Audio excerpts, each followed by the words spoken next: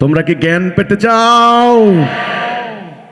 যদি জ্ঞান পেতে চাও আজকে তোমাদেরকে সারেন্ডার করতে হবে, নিজেকে অহংকারকে বলতে হবে।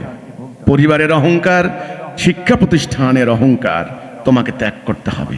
তোমাকে বুঝতে হবে তুমি যেই যুগে বাস করছো এই যুগটা নাস্তিকতাবাদের যুগ।